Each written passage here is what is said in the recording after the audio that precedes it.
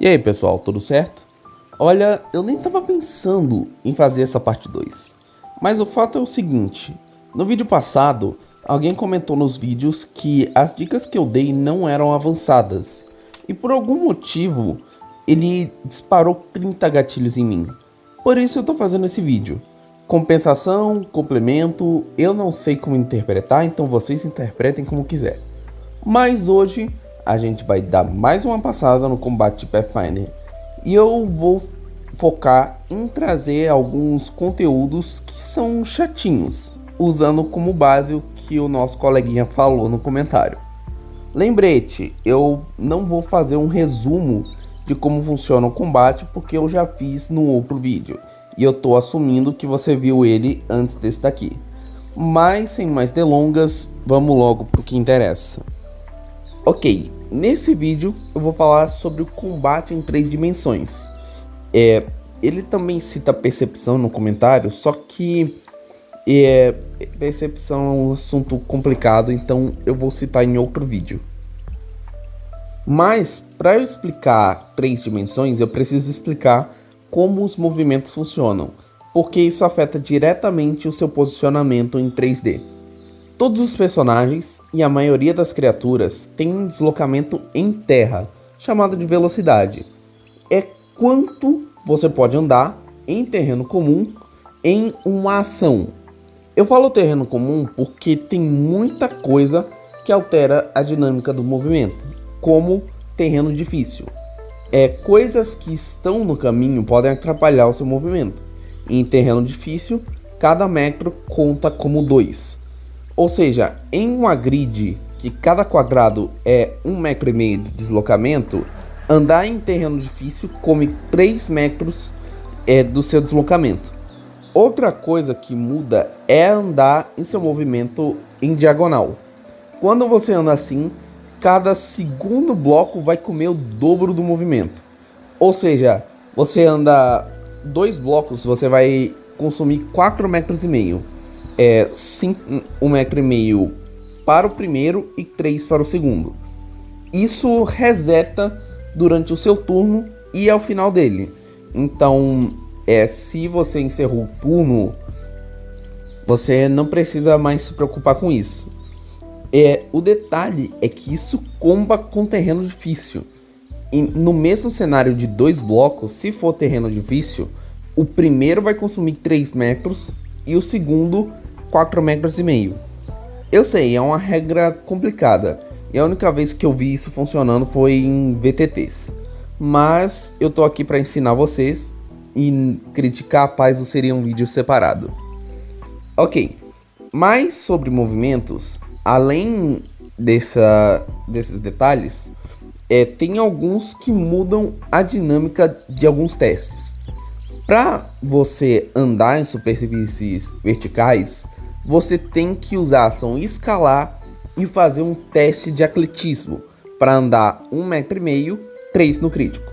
Mas se você tiver uma velocidade de escalada, você automaticamente passa na ação escalar e você anda até o máximo da sua velocidade de escalada.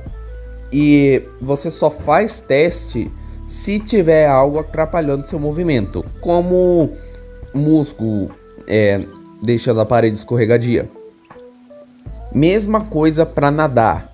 Você precisa fazer um teste para nadar, mas se você tiver velocidade de natação, você nada até o máximo dela sem precisar de teste. Só tem um detalhe que, além de ter o teste de complicação, como uma correnteza, você subir e descer na água é considerado terreno difícil. Velocidade de escavação é um pouco diferente. Ela permite você usar a ação cavar e andar o seu deslocamento debaixo da terra. Enquanto você está cavando, você prende a respiração e deve usar sentido sísmico para se localizar. Sentido sísmico é algo que eu vou explicar em percepção, mas o resumo é que você pode se localizar sem os olhos e ouvidos. E por fim, velocidade de voo é a mistura dos dois últimos. Você pode usar a ação voar para levantar voo e mover no ar. Você ainda tem que fazer testes se tiver alguma coisa complicando ou se você for fazer manobras arriscadas. Só que você, para se manter no ar, você deve usar a ação voar todo turno para pelo menos planar, senão você começa a cair. E quando você está caindo, para cada 1,5 metro que você cai, você toma 2,5 de dano. Você sempre arredonda para baixo, então 1,5 metro é 2, 3 metros é 5 e assim vai. Ok, a gente falou sobre vários tipos de movimento, mas como isso afeta o combate? Bem, existem várias regras de combate que mudam quando seu movimento muda. Primeiro, combate aéreo, que é o mais fácil de todos. Todas as criaturas que voam, quando estão voando com as suas asas, precisam usar a ação voar para se manter no ar, do contrário elas caem. Acho uma coisa impressionante que Pathfinder literalmente não tem regras para flanco em 3D. Se você for no livro do jogador e for no flanco em 3D, no final do segundo parágrafo ele fala: deixe seu mestre lidar caso a caso. Eu regro da seguinte forma: se você tá diretamente em cima ou abaixo da pessoa, você tá apto a flanquear com todo mundo, porque é impossível uma pessoa manter a visão em um cara que tá na sua frente e um cara que tá 90 graus em cima de você ao mesmo tempo. Você tem que mover o pescoço pra focar em um só dos dois. De resto, você é considerado no chão para propósito de flanco, então as regras servem normal. Combate montado é o segundo mais simples. Quando você está do lado de uma criatura que é maior que você em pelo menos uma categoria e é voluntária a servir de montaria, você pode usar a ação montar para subir em cima dela ou descer para um espaço adjacente, se já tiver montado. Enquanto você está montado, você e a sua montaria vão agir na sua iniciativa. Se um personagem de jogador, como a raça Centauro, for montado, ele ainda tem seu turno separado. Mas se for um NPC como o cavalo, a montaria não vai agir sozinha.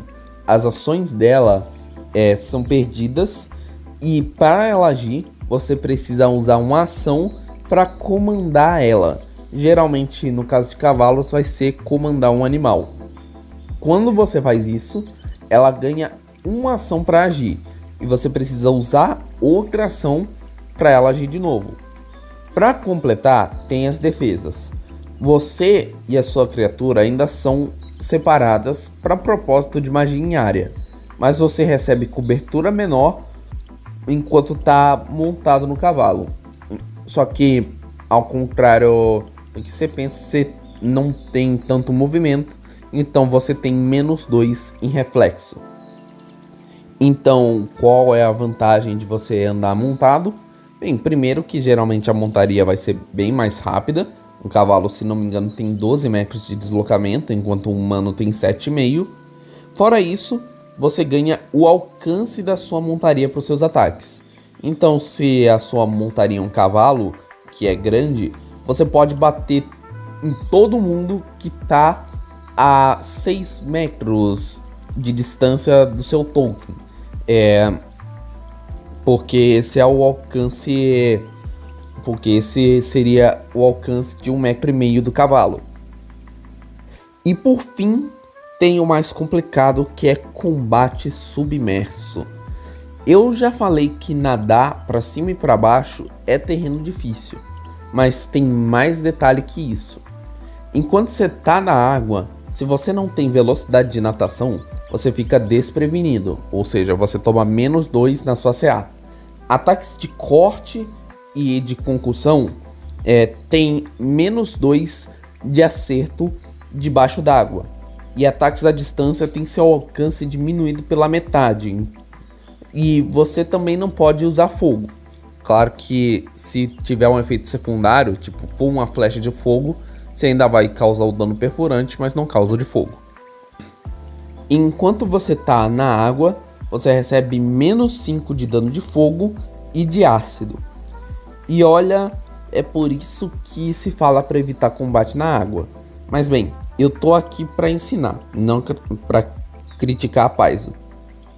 Um bônus aqui para vocês é como é que funciona o sufocamento. Já que a gente falou de velocidade de escavação, que você prende a respiração, e combate na água. Bem, você tem um número de rodadas igual a 5 mais sua constituição. Você diminui 1 no final de cada rodada, se você for atingido por um acerto crítico, ou se você tiver sofrido uma falha crítica. E você diminui em 2 se você tiver conjurado uma magia. Se você ficar sem ar, você fica inconsciente e sufoca. Enquanto sufoca, você faz um teste de fortitude CD 20 no seu turno, aumentando em 5 para cada teste adicional. Ou seja, turno 1 é 20, turno 2 é 25, turno 3 é 30 e assim vai. Se você falhar, você toma 1d10 de dano e 1d10 adicional para cada falha adicional. Ou seja, segunda falha é 2d10, terceira é 3d10 e assim por diante. Na falha crítica, ou quando você chegar a 0, você morre de vez.